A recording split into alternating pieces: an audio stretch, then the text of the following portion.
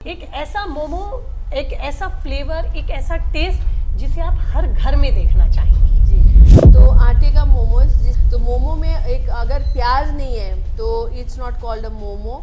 सो प्याज की मात्रा भी अच्छे से होती है, so it gives lot of taste, the onion gives lot of taste, the sweetness of the onion gives lot of taste. So प्याज होना बहुत ज़रूरी है। जैसे ये वेजिटेबल कॉम्बिनेशन है, क्लासिक कॉम्बिनेशन। एक बिगनर को आप यहाँ पे क्या एडवाइस करना चाहेंगी? स्टार्टअप अगर कोई स्टैब्लिश करना चाह रहा है, जो इंक्यूबेशन सेंटर्स हैं, एक्सेलेरेटर प्रोग्राम्स हैं, there are universities now, colleges focusing on entrepreneurship within the education system itself. It's a beautiful moment and time for the entrepreneurs right now. हम लोगों ने एक ट्राई किया, एक रिस्क किया, उसमें काफ़ी समय दिया, बट अभी बच्चे they can fail and they can come out of it during the school time or university college time also.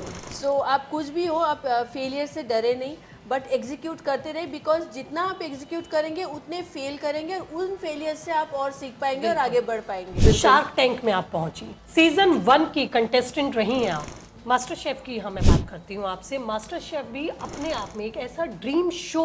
Master chef की ये जर्नी कैसे रही? मैं अब नहीं ट्राई कर रही, शायद अब नहीं होगा, मतलब 2 बार तो कर चुकी हूँ, अब थर्ड टाइम में क्या होगा, राइट। गई तो वहाँ पे सिलेक्शन हो गया। जब सिलेक्शन हुआ तो मुझे नहीं पता था कि आगे क्या होने वाला है, और then I met participants across the country जो कोने कोने से आए हुए थे। सब अपने कुछ ना कुछ टेक्निक्स लेके आए थे, इंग्रेडिएंट्स लेके आए थे, अपना कल्चर लेके आए थे, Exactly. डाइवर्सिटी लेके आए थे। तो I learned a lot from that platform. Wow, momos.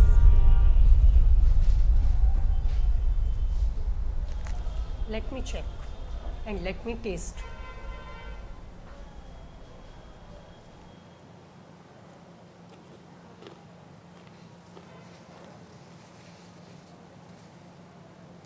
क्या बोलूं भाई, स्पीचलेस हूं मैं खाकर इसको। स्ट्रीट फूड कहते हैं इसे, लेकिन इतना जबरदस्त, तो मजा आ गया मुझे खाकर।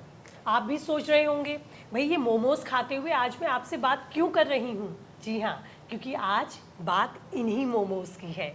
ये मोमोज जो हमारे यंगिस्तान की जान है, जिसको एक खाकर किसी का पेट ही नहीं भरता जब तक 3-4 पेट के अंदर ना चले जाए, क्योंकि ये स्ट्रीट फूड अब बन गया है ब्रांड। तो आज मैं पहुंची हूँ, आज मेरे साथ मौजूद है अदिति मदान, जिसे प्यार से लोग कहते हैं आपकी और हमारी चहेती Momo Mami. Welcome Aditi, welcome to our show Suno with Jyoti Vinay Kapoor. Thank you so much. ये एक स्ट्रीट फूड था, लेकिन आपने इसको ब्रांड कैसे बना दिया? ये जर्नी कहाँ से शुरू हुई अदिति मदान की?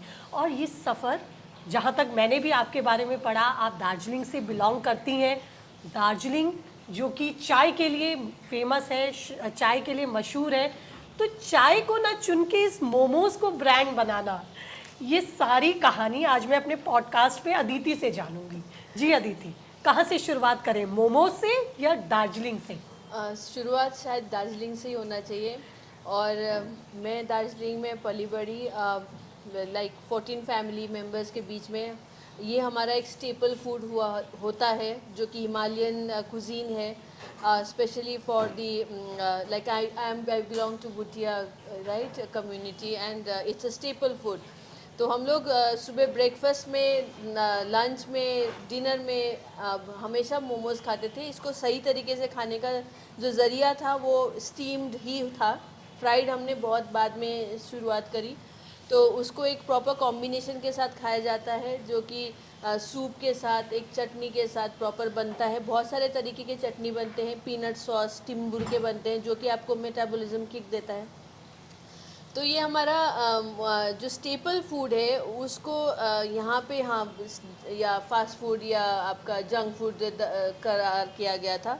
सो चाय को ना चुन के मोमोज क्यों चुना? बिकॉज मोमोज एक स्टेपल फूड था, स्टिग्मा था around the product that it's a junk food और a fast food. So I wanted to try to change the narrative and to also show कि how to eat authentic momos, what authentic momos can be, like to change the way India eats momos। जिस तरीके से मिलते थे, मुझे बड़ा दुख लगता था कि जो रोड साइड में दिखता था, कि मुझे लगता था इसको सही तरीके से बना के सेल किया जा सकता है, but not that the way it was being sold.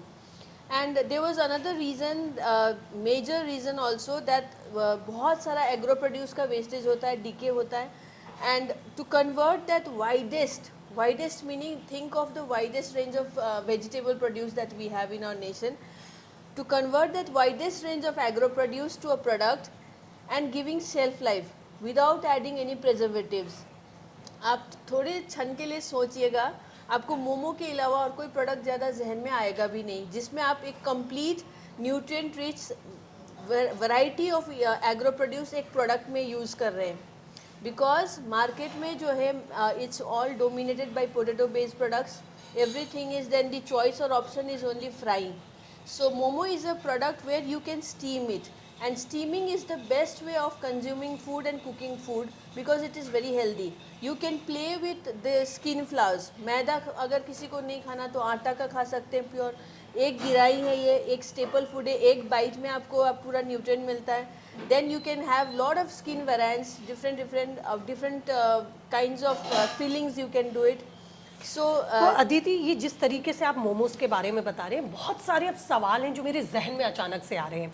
जैसे कि किस तरह का इंग्रेडिएंट्स आप इसमें यूज़ करते हैं, इसको हम हेल्दी कैसे बना सकते हैं. जैसे कि मैंने लगातार जिक्र किया, यूथ इसे बड़ा पसंद करता है, यंगस्टर्स की ये जान है.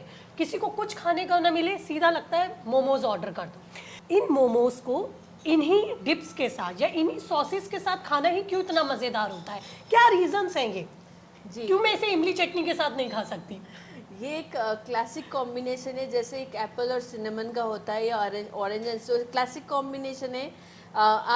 हम मेयो यूज़ नहीं करते पहाड़ों में, हम लोग मेयो के साथ नहीं खाते. हमारे भिन्न भिन्न प्रकार के चटनियाँ होती हैं, जैसे मैंने आपको बताया मूंगफली की या टमाटर और मिर्ची धनिया की. एंड इवन नॉट इवन खाली हरी चटनी भी यूज़ नहीं करते मोस्टली जनरली. बट ये कॉम्बिनेशन है, क्लासिक कॉम्बिनेशन है. मोमो जो है actually it's a very bland food, right. और इसमें हमने अब फ्यूजन से बहुत सारे तरीके तो निकाल दिए मार्केट में जो कि बहुत सारे अनहेल्दी भी हैं, राइट. तो स्टीम्ड फूड या कोई भी आप अगर कोई भी कुजीन में, कोई भी जोग्राफिकल लोकेशन का, कोई भी कम्युनिटी का आप कोई भी ऑथेंटिक कुजीन देखेंगे, इट्स और naturally which is very healthy is always bland. The food is very bland. हाँ बिल्कुल अदिति, ये बड़ा चैलेंजिंग होता है.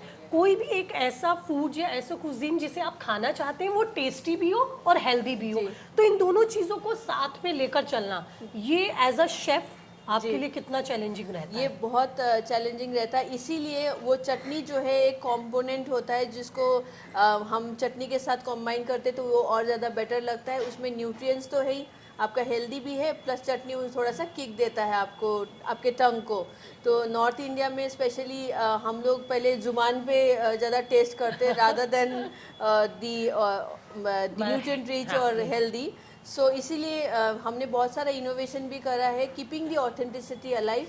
We have innovated lot of products and some of our products are trademarked also. आप quality की बात कर रहे थे, तो क्वालिटी में हम लोग स्टैग पेटेंट मैदा यूज़ करते हैं which is very high quality and we add fibre to it. And we use whole चक्की, प्योर मतलब चक्की का आटा, and we use malai paneer, right. And then vegetables जो है हमारे फ्रेश प्रोड्यूस से आते हैं. सो मेरे फादर इन लॉ ने बताया कि बहुत टेस्टी है, you know the vegetables are very good in quality and because of the produce that is coming from nearby the Yamuna river के आसपास या पहाड़ों से जो आ रहा है, तो उनसे जो मोमोज बनते हैं बहुत फ़र्क होता है. मैंने भी आजमाया कि जैसे हम पहाड़ों के पानी से, पहाड़ों के उपजाऊ से जब बनाते हैं तो वो मोमोज़ के बारे में तो क्या क्या कहना, मतलब उसके स्वाद और उसका एक्सपीरियंस ही अलग है. अदिति, जिस तरह से आपने भी जिक्र किया कि पहले जो था सिर्फ स्टीम मोमोज चलता था जी, तो ये क्या डिमांड रही या एक मार्केट को बैलेंस करने के लिए हमने इतने डिफरेंट तरीके के मोमोज प्रोड्यूस करना स्टार्ट किया? क्या अब इसमें ये वो कौन कौन से सेगमेंट्स हैं जो आपको लगता है सबसे ज़्यादा डिमांड आपका यूथ करता है या आपका कस्टमर करता है? जी, ये डिमांड जो है ना, north India is hub for foodies, right. Yes. और वही डिसाइड करते हैं कि बाकी जो भारत है वो क्या खाने वाली है. So we have to follow that pattern and also the tradition of, because them being foodie we have to take care of the taste, we have to think because customer is first, right? Customer is king and customer is queen. Yes. So we have to think about the customers को चाहिए क्या. तो ये सोचने की वजह से जब हम बहुत सारे फीडबैक आते थे, बहुत सारा हमारे B2B कस्टमर्स जो हैं उनके तरफ से फीडबैक आता था, हमारे जो मोमो मामी के कस्टमर्स हैं उनसे फीडबैक आता था, तो ये समझ में आता था हमें कि हम उनको डाइवर्सिटी चाहिए क्योंकि बच्चों को रोज़ कुछ ना कुछ नया चाहिए. Steam food is always a classic combination which is there as healthy, but उसके साथ नया क्या दे सकते हैं, जैसे जिंगर है हमारा नया, बाउजा है, now we have new product that is coming in that is hemp momos, right? So there are chocolate momos, पीरो मोमोज, पेरी सीजनिंग के साथ मोमोज है. तो we have to take care of the customer and customer decides what we are going to also sell. So we have to always focus on customer, not that कि खाली authenticity के नाम पे भी मैं नहीं चला सकती. We have to think for the customers first. एक ऐसा मोमो, एक ऐसा फ्लेवर, एक ऐसा टेस्ट जिसे आप हर घर में देखना चाहेंगी, जी, जिसे आप चाहेंगी कि ये आपकी रेसिपी है, आपके लिए पेटेंट है, लेकिन आप उसे हर घर में हर व्यक्ति को खाता देख रही हैं और उसका एप्रिसिएशन आपको मिल रहा है. कोई एक ऐसी रेसिपी. जी.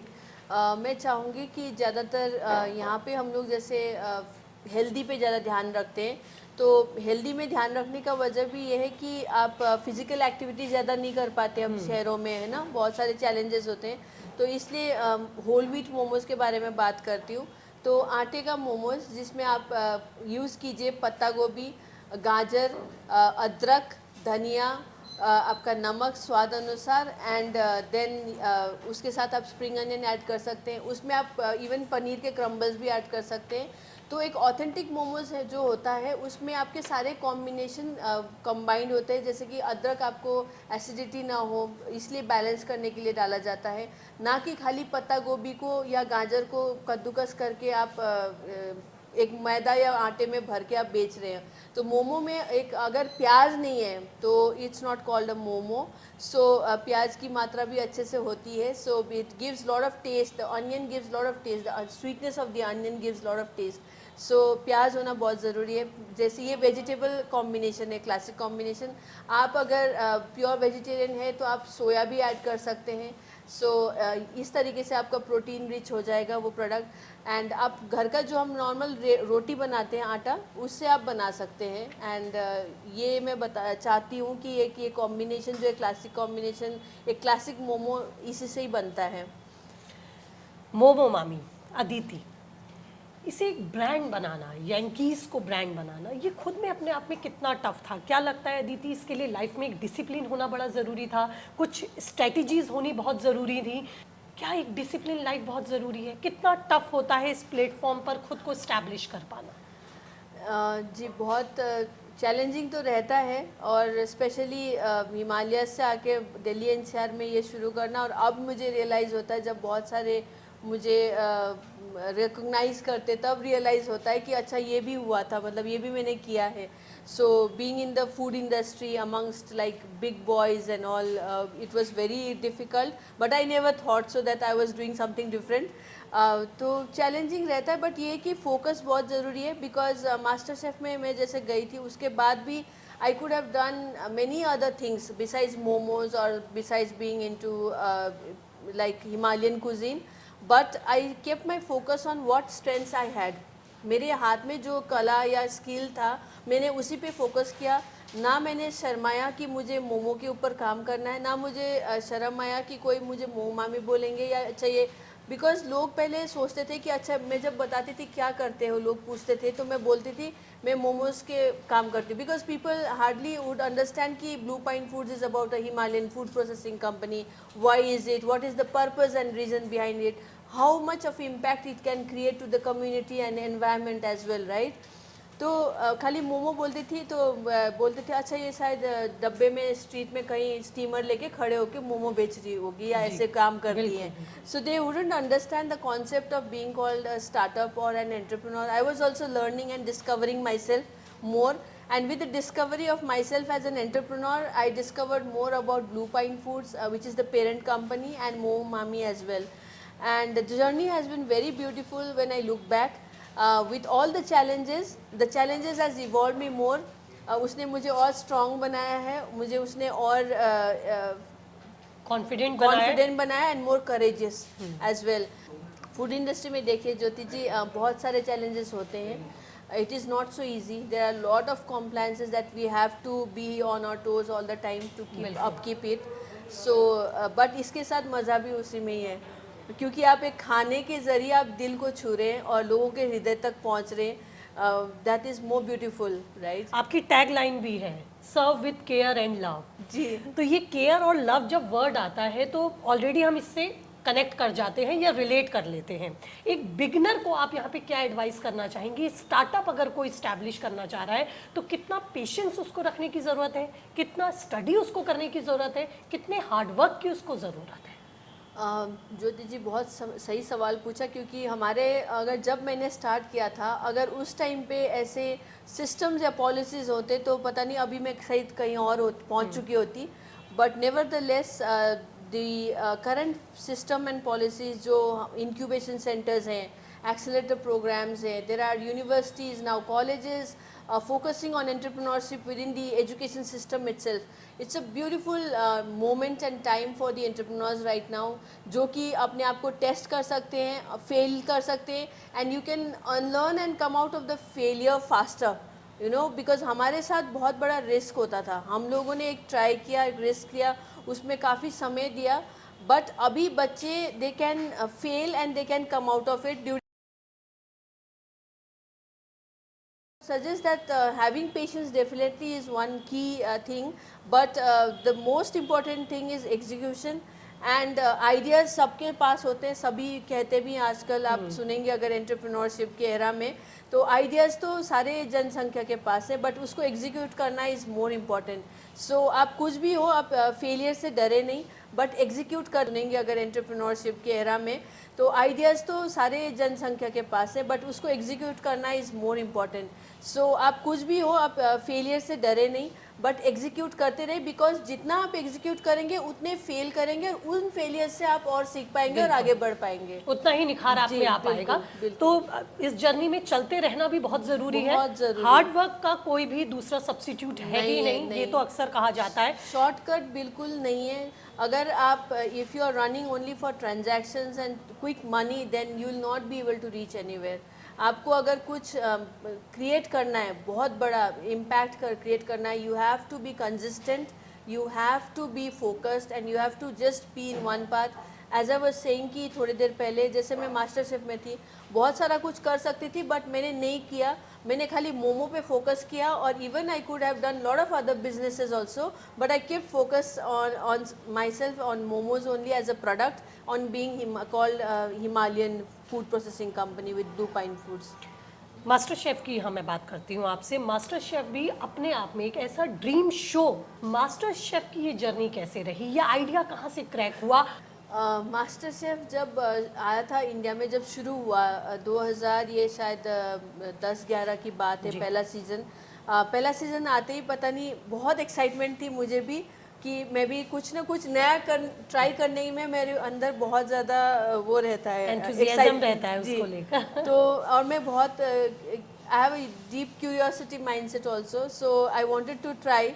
मैंने एसएमएस का ज़माना था उस टाइम, व्हाट्सएप वगैरह था ही नहीं, तो एसएमएस टीवी में ऐड आता कि आप एसएमएस भेजिए अगर अप्लाई करना है।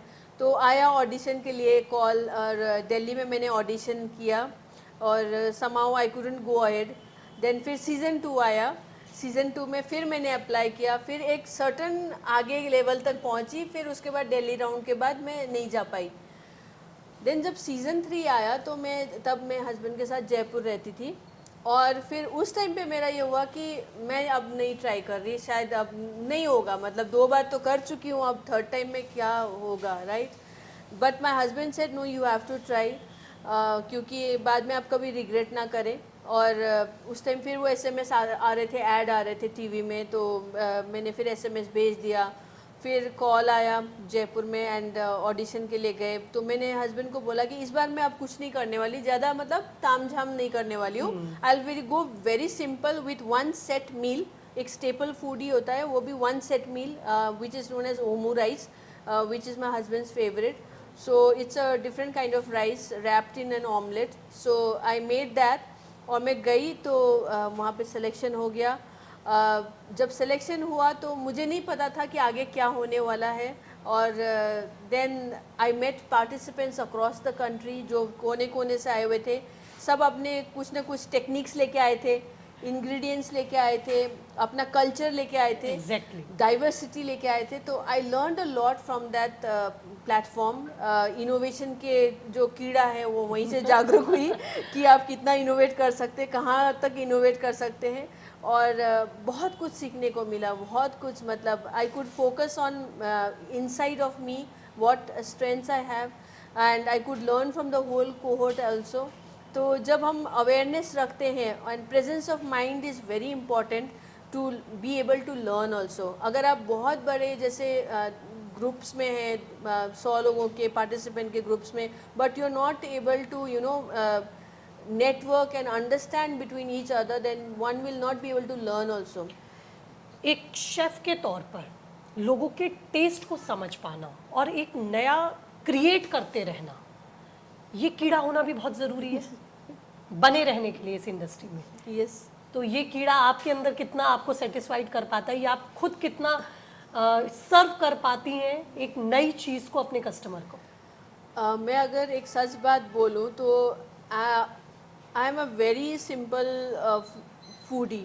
Okay, I like everything that is very simple. Food which is very simple with no oil, no masala. मैं अपने इस सवाल के साथ आपका जवाब लूँ अदिति, एक चीज़ और जोड़ना चाहूँगी. हिमालय की गोद में आप खुद पली बड़ी हुई हैं, हिमालयन इंग्रेडिएंट्स की आप खुद बात कर रही हैं, आपको ये लगता है वो शायद सोल है आपके फूड का. तो इसी के साथ क्या सर्व करने का जो सिलसिला है वो जारी रहता है? जी, Himalayan cuisine is very, every cuisine is very soul nourishing. But मैं बोलती हूँ कि कुछ कुजीन्स ऐसे होते हैं जिसमें आपको पकाने का जो समय है वो बहुत कम होना चाहिए. आपका जो कुकिंग का टाइम होना चाहिए ओवर कुक नहीं होना चाहिए, heavy on masalas and oils and all. It should be simple, steam, boiled और सॉटेड. फटाफट खाना बनना चाहिए. आप ग्रहण करेंगे तो वो सोल को, आत्मा को तृप्त करती है. So that's why I say soul warming, soul nourishing food.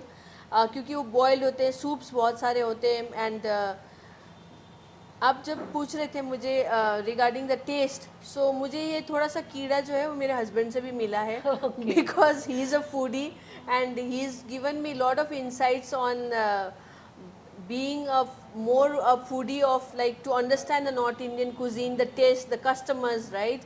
तब आप सर्व कर पाते हैं. जब तक मैं यहाँ पे ऑडियंस को और व्यूवर्स को ये भी बता दूँ कि अदिति खुद तो नॉर्थ ईस्ट से बिलोंग करती हैं, बट इनके हस्बैंड पंजाबी हैं, और पंजाबी यूजुअली खाने में बड़े माहिर होते हैं, उन्हें टेस्ट का बड़ा परफेक्शन होता है, और मुझे लगता है इसमें मदान जी आपकी बहुत हेल्प करते हैं. जी बिल्कुल ज़रूर करते हैं, क्योंकि वो उनका जो खाने का जो तरीका है ना, वो समझते हैं कि किस चीज़ में आपको बाइट भी चाहिए, करारापन भी होना चाहिए, तब ये करारे जिंगर डम्पलिंग्स आए हैं. और किस चीज़ में आपका खाली सॉफ्ट एंड मशी food everyone will not like, right. बहुत सारे बोलते हैं स्टीम फूड जैसे गिलगिले लगते हैं, पिलपिले. अमिताभ बच्चन सर ने बोला था केबीसी के दौरान, तो वो बिल्कुल सही है, विच इज़ वेरी हेल्दी. बट उनको किसी किसी को समझ नहीं आता, सो उनके लिए करारा है. मतलब करारा कैसे लेके आए, अब उसमें कुछ इनोवेट करें. तो ये हमारा पान को ब्रेड क्रम्स के साथ जो हमने फ्राई किया हुआ है, ये जिंगर डम्पलिंग्स इनोवेट हुआ. ऐसे ही वो बताते हैं कि इसमें थोड़ी सी काली मिर्च होनी चाहिए, जैसे थोड़ा सा किक दे, हरी मिर्ची होना चाहिए. तो वो टेस्ट पैलेट को कैसे बैलेंस करना है, you have to awaken all the senses. So ये ज्ञान उनसे काफ़ी मुझे प्राप्त हुआ है. And I have also been able to understand the whole concept of how the food revolves in North India. जैसे कि मैंने आपको बताया, North India is the hub of innovations and inventions. So हमारे कस्टमर जब हमें फीडबैक्स देते हैं, वो एक बहुत बड़ा अच्छा ज़रिया होता है कि जिसके तहत हम लोग नया कुछ इनोवेट कर पाते हैं. ये हिंदी इतनी कैसे साफ सुथरी और इतनी बढ़िया भिन्न भिन्न और इतने जो टफ वर्ड, क्रिस्ट वर्ड जिन्हें हम बोलते हैं हिंदी में, ये बोल पा रही हैं, ये कहाँ से सीखा? ये मुझे अनुपम सर ने भी यही क्वेश्चन पूछा था. तो हिंदी हिंदी तो बचपन से हम पढ़ रहे थे. मेरे को पता है कि बहुत सारे चैलेंजेस रहते हैं, बहुत सारा when you are I think open to lot of diversity, then you are able to grasp more. तो मेरे दादाजी को 11 लैंग्वेजेस आते थे and then I used to like Hindi was a third language, second was Nepali because being in Darjeeling we had to take either Tibetan और Nepali and so but Hindi I don't know, मतलब हम लोग धारावाहिक की तो बहुत बाद में देखने मुझे लगता लगे। है शायद नॉर्थ इंडिया में आके इस तरह से चीज़ों को इस्टेब्लिश करना था, तो वो चीज़ें नेचर ने आपको दे दी। वो कह शायद सकते हैं। हाँ पहले से ही कहीं ना कहीं लिखा हुआ था कि वो तुम्हें लिखी आगे गई। जाके तुम्हें मतलब दिल्ली नॉर्थ एंड इंडियंस को बहुत सेटिस्फाइड करना है टेस्ट में, फूड में, तो उससे आपको पहले ही कनेक्ट कर दिया जी, गया। बिल्कुल, बिल्कुल। शार्क टैंक में आप पहुंची। बहुत ईमानदारी से जवाब चाहूंगी अदिति इन सब पर मैं, क्योंकि व्यूअर्स ये देखना भी चाहते हैं और समझना भी चाहते हैं कि शार्क टैंक जो एक्चुअल में लोगों का इतना अट्रैक्शन है, लोग उसकी तरफ अट्रैक्ट होते हैं। हर एक यूथ या एक एंटरप्रेन्योर वहाँ जाना चाहता है, क्योंकि इससे एक मार्केटिंग में भी बहुत हेल्प मिलती है, एडवर्टाइजिंग में बहुत हेल्प मिलती है। आपका सफ़र शार्क टैंक के साथ कैसे शुरू हुआ और कैसे आप वहाँ तक पहुँची? शार्क टैंक का जो सीजन 1 की कंटेस्टेंट रही हैं आप। जी मैं अपने आप को बहुत भाग्यशाली मानती हूँ कि सीज़न 1 में मैं रही and thanks to NSRCL I am Bangalore because मुझे नहीं पता था शार्क टैंक के बारे में, मैं देखती नहीं थी। शार्क टैंक US शायद प्रचलित था तो मुझे नहीं पता था इतना, बट उस दौरान हमारा कोविड लॉकडाउन था, हम लोग इंक्यूबेटेड थे NSRCL आई एम बैंगलोर में और वहाँ पे बहुत सारी मेरी theoretical and learnings cohort learnings रही हैं and NSRCL I am Bangalore के दौरान हमारा जब इंक्यूबेशन पीरियड चल रहा था हमें फॉर्म्स सर्कुलेट हुए थे शार्क टैंक में अप्लाई करने के लिए। तो जब फॉर्म्स आए तो मैं बहुत हेजिटेंट थी क्योंकि अप्लाई करना भी चाहिए कि नहीं चाहिए, मेरे जैसे कंपनी को कोई समझेगा भी कि नहीं समझेगा, बिकॉज क्या करते हो बोलते तो पहले ही मैं खाली मोमो बोलती थी बिकॉज वो सबसे आसान समझाने का एक तरीका होता था, तो उसके पीछे क्या है स्टोरी वो तो शार्क टैंक में ये होता था कि सुनते थे एडटेक, फिनटेक, आपका साइंस, इनोवेशन, टेक्नोलॉजी रिलेटेड सारे बिजनेस वर्ड्स। बिल्कुल। तो एक प्रोडक्ट बेस जो है हमारा, इसका जो मेन जो मिशन है, विजन है, उसको समझ पाएंगे वो बोल के एक डर रहता था। तो मैं फिर भी अप्लाई किया, मुझे अंकिता मैम है हमारे वहाँ पे इंक्यूबेशन हेड, तो उन्होंने बोला कि you should apply, you should try and फिर मैंने फॉर्म सबमिट किए तो ऑडिशन के लिए कॉल आया एंड ऑडिशन बहुत लंबा फॉर्म होता है, you have to have lot of patience to fill that form, it takes so उसके लिए पहले से ही अब तो मैं बता सकती हूँ कि बहुत सारे फोल्डर्स बना के अपने फाइल्स बना के रेडी रख सकते हैं जिसे अप्लाई करते टाइम। तो फॉर्म जब सबमिट किया, ऑडिशन हुई दिल्ली में, और दिल्ली में जब ऑडिशन हुई तो मैंने बस अपने दिल से मतलब जो बोलना था, जो एक्सपीरियंस किया था अब तक का, जो मेरा अंडरस्टैंडिंग था about my company and everything, मैंने सब बताया क्योंकि बहुत ज़रूरी भी था शायद मेरे को। मुझे फील हुआ कि अब बहुत ज़रूरत है मुझे अपने देश को, अपने दुनिया को बताना कि मैं क्या कर रही हूँ, बिकॉज अनटिल एंड अनलेस हम लोग अपनी कहानी बताएंगे किसी को नहीं पता चलेगा कि आपने कौन से दौर से, कितने चैलेंजेस से आप पार करके कहाँ तक आई हैं।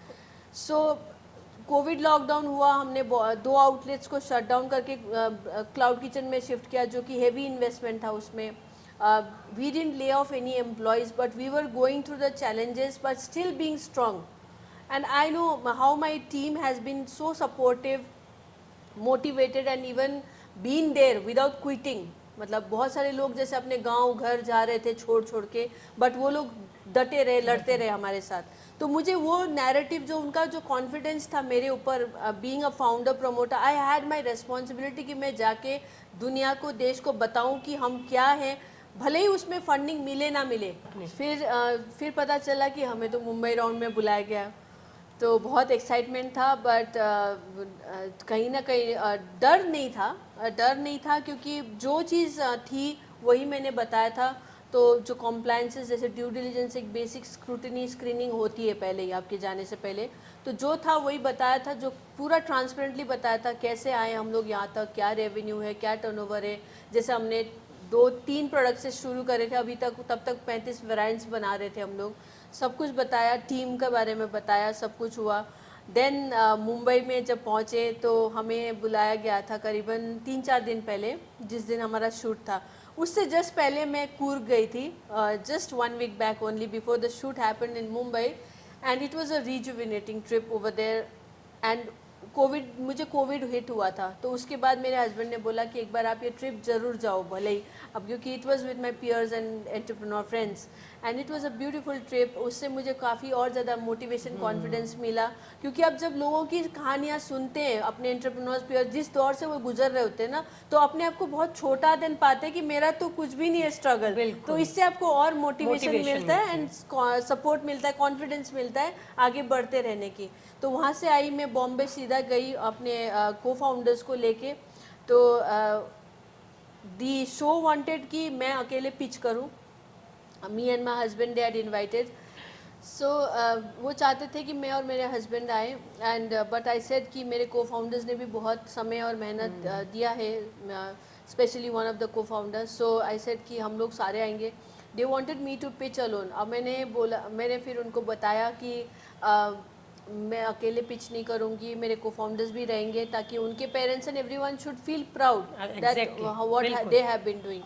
सो जब वहाँ पे पहुँचे तो उन्होंने बोला कि नहीं, पिच आप अकेले ही करेंगे।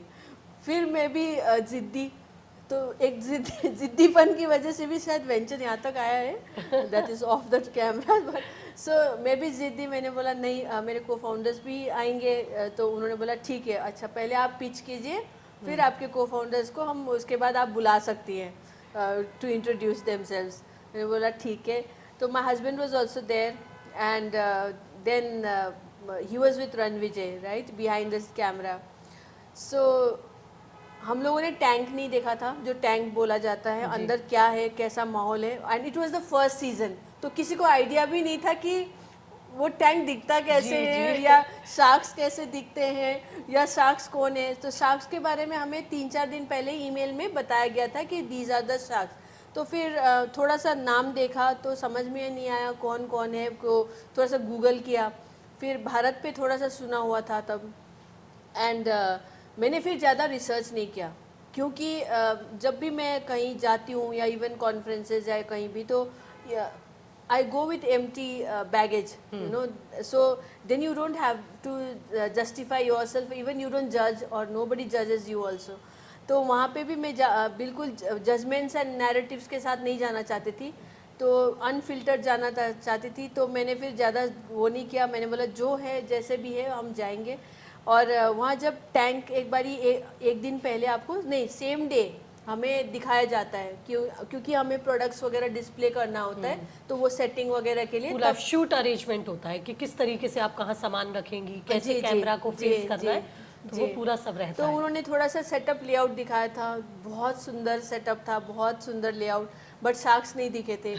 तो समझ में नहीं आ रहा था कौन से शार्क कहाँ बैठे होंगे, and we were not allowed to travel anywhere besides the managers. तो we were very like you know, we are in a controlled environment where we had to be very disciplined also. तो सुबह सुबह early morning makeup वगैरह हुआ था, तो evening में हमारा स्लॉट आया, एंड देन शार्क्स में मुझे याद है ज़रा सा कि when we were at the backstage, जब हम थोड़ा सा प्रैक्टिस कर रहे होते, इधर उधर बैठे होते, बहुत सारे और एंटरप्रेन्योर्स भी थे, तो आई सॉ पिंक ड्रेस वाली एक मैम आई, बहुत टॉल, ठीक है, वो आई, फटाफट आई, और एक रणविजय जी के रूम होते थे वहाँ पे अंदर गई। तो that she was Vinita ma'am. That time I just had a glimpse of her, then I was like wow, मतलब ऐसा। तो फिर उसके बाद जब अंदर जाना था, तो you don't know, like it's completely like what to say, it's a different experience. I just like have goosebumps also, like जब मुझे अंदर जाना था ना, उससे पहले मैं थोड़ा सा एक सिप पानी पीना चाहती थी, क्योंकि काफ़ी देर हो गया था तो पानी नहीं पिया था। मैंने सोचा, तो वहाँ टाइम का बहुत पाबंद होते हैं, आपका टाइम हो गया, आप जल्दी जल्दी जाइए अंदर। तो I couldn't drink have a water also, I just had to push the door and go inside. जब मैं वहाँ गई तो पिच शुरू हुआ, एंड देन उसके बाद में शार्क्स ने क्वेश्चंस पूछने शुरू करे। सो जब अंदर जाने से पहले मेरे बस जहन में यही था कि जो भी मैं कर रही हूँ या जो भी मैं अंदर परफॉर्मेंस मतलब करने जा रही हूँ या जो भी मैं अपने बारे में हमारे बारे में बताने जा रही हूँ, it is only for my stakeholders, not for me, right? Because I had to think for my stakeholders, my supporters, suppliers हो चाहे वो employees हो, उनके बारे में मैं सोच के मैं गई हूँ अंदर. So that helped me beautifully because आप ज़्यादा अपने बारे में सोच के जाएंगे तो बहुत सारे सवालों का आप मे बी वहाँ पे काउंटर वो हो जाता, मतलब बहुत सारे काउंटर आंसर्स होते हैं या फिर आप अलाइन नहीं होते उनके थॉट्स के साथ. But I was just thinking of my organisation company जो कि इतना मेहनत और शिद्दत से हमने पूरा तन मन धन लगा के यहाँ तक लेके आए थे, मुझे उसके बारे में सोचना था, उसको प्रोटेक्ट करना था. And because being a first time entrepreneur, being a first generation entrepreneur is very very difficult and challenging. So I had to save and protect and do the best and give my best for the organization but not for me. So that was the only thought which I when I stepped inside, and everything went on beautifully and happened so well that they made it to as the first opener of Shark Tank India. And we got funding also. I didn't want to bargain much because मेरा जहन में यही था कि जो भी हो रहा है बहुत खूबसूरत हो रहा है. Equity, stake, at some point it does matter for if you're running for like investments, right? But when you are an entrepreneur who's coming from the Himalayas, started something in Delhi NCR, being a first generation, how the tough challenges has been, the equity doesn't matter to you.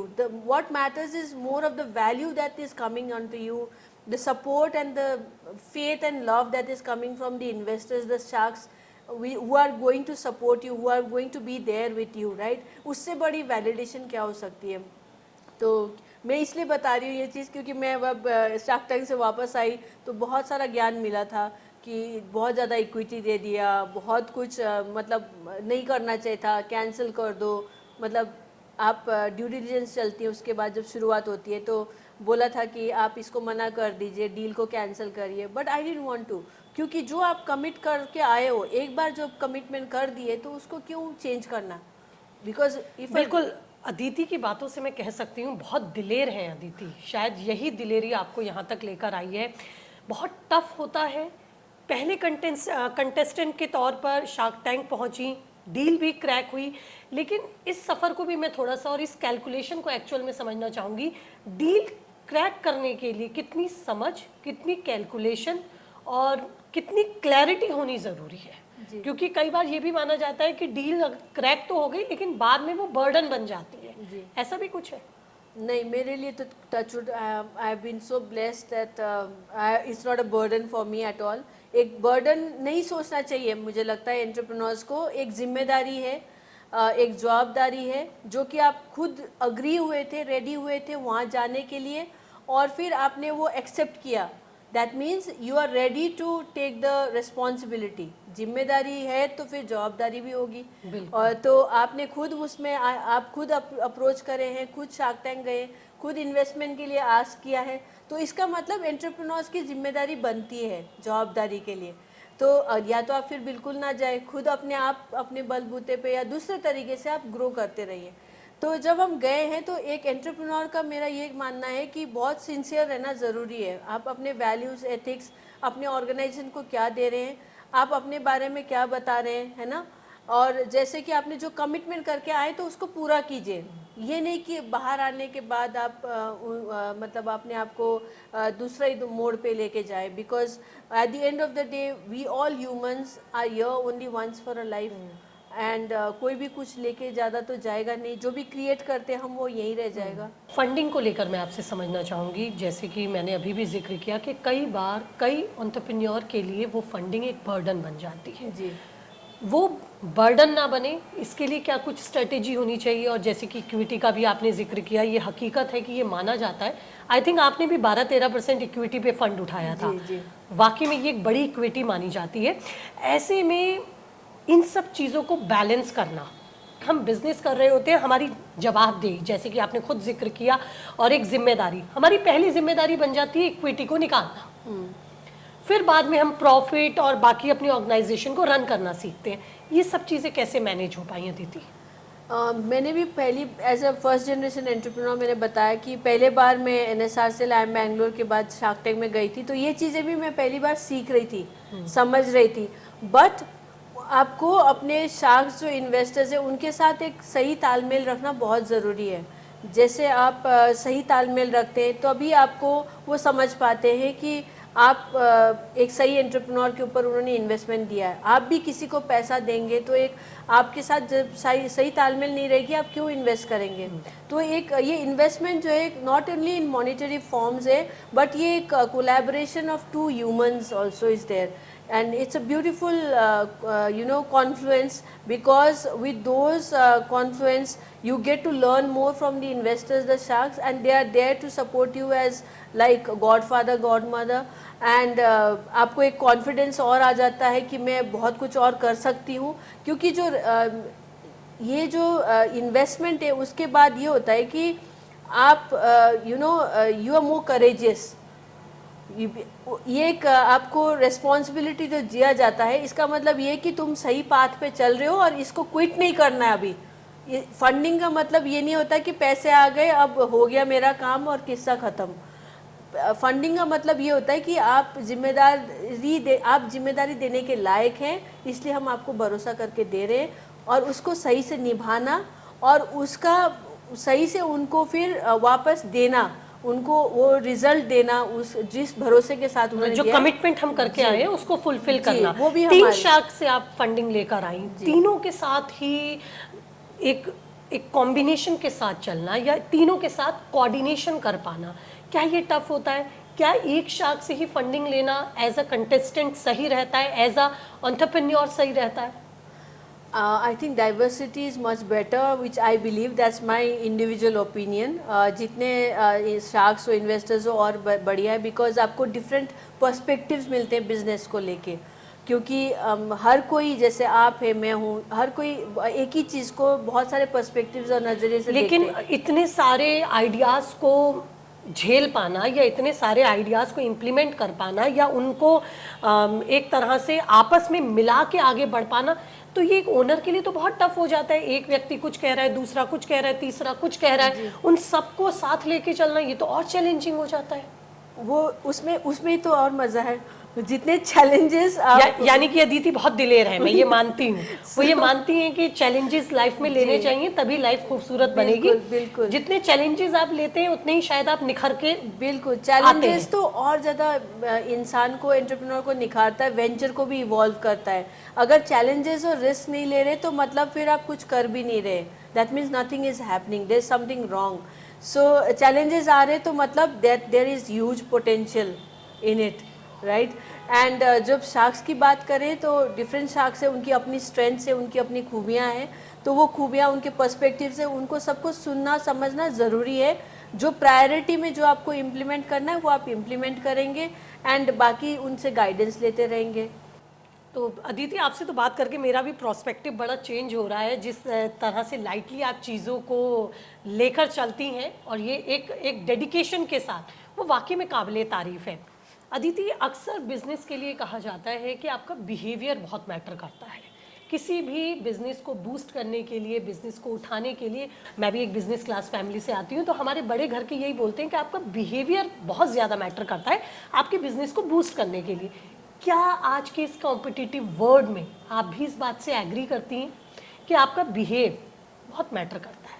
जी, बहुत matter करता है कि आप किस तरीके से behave कर रहे हैं, आप कैसे हैं एज ए पर्सन, बिकॉज ये जो इन्वेस्टर और एंटरप्रेन्योर का रिलेशन है, भले इन्वेस्टर एंटरप्रेन्योर खाली नहीं, बाकी भी कहीं भी आपका एक बैंक के साथ भी बहुत अच्छा रिलेशन कैसा है, मतलब बैंकर के साथ, आपका सोसाइटी में आपके आस पड़ोस के साथ कैसा रिलेशनशिप है, वो बहुत मैटर करता है कि आप किस तरीके से ग्रो करना चाहते हैं। आप होलिस्टिकली सोचते हैं, यू नो, फॉर एवरीवन और फॉर ओनली फॉर योरसेल्फ। तो behaviour is very important for an entrepreneur because to be successful also, because that will matter a lot in future as well, when you are becoming a big company, when your organization is growing big, how your culture, you know, will develop over the period of time within your organization as well. So this needs to be maybe learnt a lot by the entrepreneurs. There are many now programs and many platforms where we can learn and be part of, right? FMCG जो products होते हैं अदिति, आपको लगता है क्या इनके लिए funding लेकर आना इजी रहता है, या शार्क टैंक में जाकर इस तरह के प्रोडक्ट्स के लिए फंडिंग क्रैक करना, डील क्रैक करना इजी होता है? आई थिंक FMCG प्रोडक्ट्स के लिए काफ़ी हद तक इजी रहता है, बिकॉज वो एक कंज्यूमेबल प्रोडक्ट होता है और उसमें डिमांड एंड सप्लाई का काफ़ी यातायात रोल रहता है, तो इसलिए उसमें काफ़ी इंटरेस्ट पिक करता है। बिकॉज आपका जैसे मोमोज खाए ख़त्म हो गए, फिर शाम को फिर हो सकता है कि वही इंसान को दोबारा मोमो खाने का मन करे, और इतना टेस्टी मोमो मामी बनाएंगे दोबारा ऑर्डर हो जाए। जी, तो फिर इसीलिए मुझे लगता है कि FMCG प्रोडक्ट्स में इसीलिए सब हर किसी का इंटरेस्ट रहता है, क्योंकि वो फास्ट मूविंग होता है एंड ऊपर से it is in demand all the time, and especially the products which are in need all the time. So ये बहुत मायने रखता है, because investors जब इन्वेस्ट करते हैं तब भी वो एक certain value लेके आना चाहते हैं वापस। उनका भी मेहनत का पैसा है जो लगा रहे, कि उनको लगता है कि कुछ तो मुझे शायद मिलेगा वापस, इसीलिए। एक तरह से उन लोगों के लिए मैं ये सवाल आपसे अदिति ज़रूर लेना चाहूँगी जिनका ड्रीम है शार्क टैंक में जाना, तो इसके लिए क्या कुछ तैयारी करें, क्या कुछ स्टडी की इसके लिए ज़रूरत होती है, और किस तरह की ये जर्नी रहती है? जो भी लोग या जो भी एंटरप्रेन्योर जाना चाहते हैं शार्क टैंक में, उनके लिए आप क्या मैसेज और किस तरह का बताना चाहेंगी कि वो ये सब चीज़ें प्रिपेयर करें तो उनके लिए वहाँ जाना ईजी रहेगा? वो क्या कुछ करें जो वहाँ जाके डील क्रैक कर सकें? डील क्रैक करना तो उनके हाथ में रहेगा, बट मैं ये बताना चाहूँगी कि जब आप अप्लाई करते हैं तो उसके लिए काफ़ी लंबा रहता है फॉर्म्स, और उसमें हो सकता है कि आपको 40 मिनट्स 1 आवर तक लगे। तो उससे पहले आप अपने कंपनी के जो डॉक्यूमेंट्स होते हैं उसको सारा एक ऑर्गेनाइज करके फोल्डर वाइज रखें, जैसे photographs, documents like ID cards, और कॉम्प्लायंसेस के अंदर जो भी आते हैं कंपनी के जो डॉक्यूमेंट्स है, balance sheet and every document आप फोल्डर वाइज रखें, तो उसको अपलोड करने में आपको इजी होगा, क्विक होगा। देन वो आपका जब फॉर्म लिंक होगा वो भी हैंग नहीं होगा। देन आफ्टर दैट जो आपके पास है, जो the truth about your company, your organisation, about yourself, वही चीज़ें आप बताएं, उसको बिल्कुल मॉडिफाई ना करें। मतलब ये नहीं कि आज आप कुछ बोल रहे हैं और जब ऑडिशन के टाइम में कुछ और निकल के आता है। तो जो चीज़ है आप वही बताएंगे, वही बोलेंगे, तो वो नैरेटिव सही रहेगा from Inception of application of the form till shark tank round तक पहुंचने में। सो क्योंकि बहुत ड्यू डिलिजेंस के टाइम पे निकल आता है कि बहुत सारी चीज़ें डॉक्यूमेंट में थी नहीं, या जो फिगर्स हैं वो मैच नहीं कर रही है।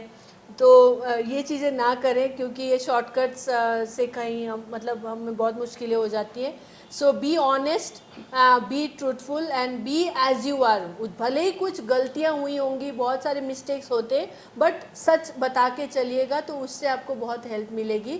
बाकी be as you are, be honest, there is nothing to fear of, there is nothing to manipulate, क्योंकि मैनिपुलेशन में बहुत सारी चीज़ें फिर आप और ज़्यादा गलत बोलते जाएंगे या छुपाते जाएंगे।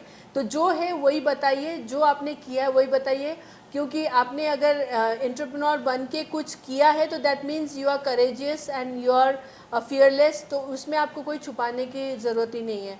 सो be as you are is what I would like to say. Aditi Madan, अगर मैं ये नाम लूँ तो इसके साथ मुझे स्टार्टअप का ख्याल आता है, इसी के साथ मुझे वुमेन एंटरप्रेन्योर का ख्याल आता है, इसी के साथ मुझे वुमेन एम्पावरमेंट का ख्याल आता है।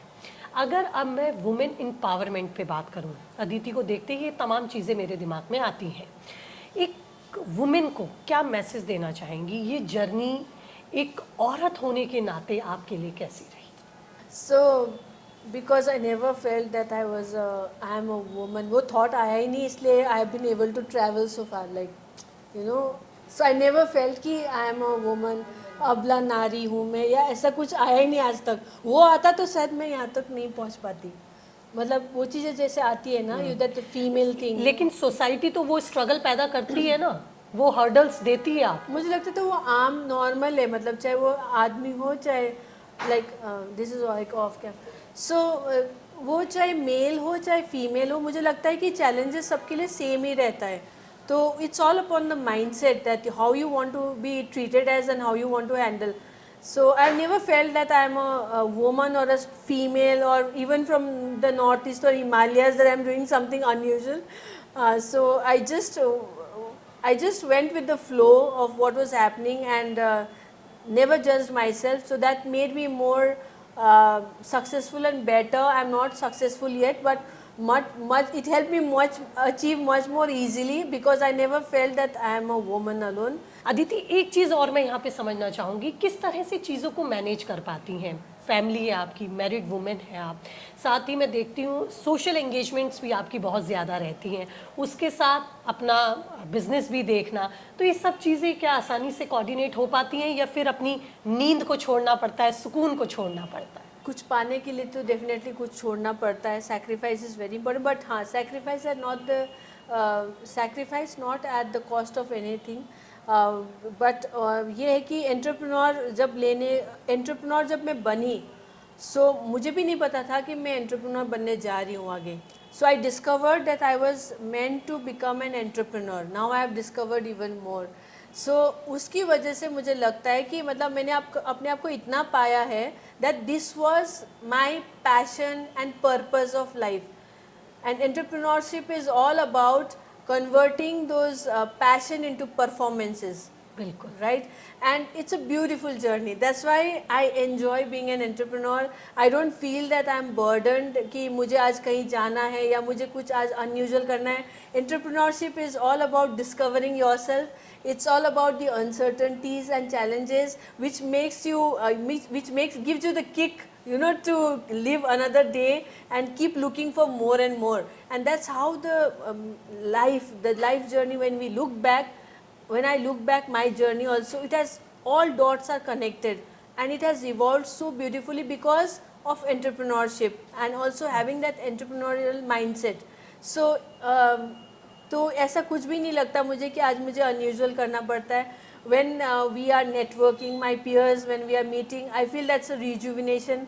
You get more strength and confidence, more, you are aligned, more focused on your venture then, because you think that, okay, मेरी जिम्मेदारी है, मैं वापस मुझे ट्रैक में रहना है. So peer networking helped me in being on the track and being focused. So it's a beautiful journey. Entrepreneurship is beautiful. वाकई अदिति, आपकी इस जर्नी के बारे में जान के, आपसे बात करके मुझे वाकई बहुत ही अच्छा लगा और मैं ये उम्मीद भी करती हूँ कि मेरे व्यूअर्स को भी ये बातचीत बहुत अच्छी लगी होगी. Thank you so much Aditi to join with us. इसी तरह के पॉडकास्ट आप आगे भी इंजॉय करना चाहते हैं तो चैनल को सब्सक्राइब करना आप नहीं भूलेंगे, चैनल को लाइक और फॉलो भी आप ज़रूर करेंगे. फिलहाल आज के इस पॉडकास्ट में इतना ही. मिलेंगे दोबारा एक नए मेहमान के साथ.